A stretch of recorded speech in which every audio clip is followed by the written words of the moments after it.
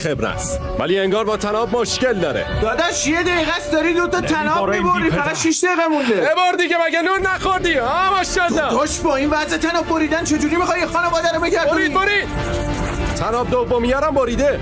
دارسی قل بده بیاد. یعنی سنگه قراره بره توت. ها حله قلش میده. اشهد ان لا اله الا الله. شیشه ارزون شده. ادامه بده. خیلی خوب دارسی، اون تنابه رو بردار، حالا بکنشون جایی که ما توی شلوارت برات کار گذاشتیم. حله. یعنی قراره چیکار کنه؟ قراره از اونجا تاپ بخوری یا بیای تو اتاق بعدی، فهمیدی؟ باشه.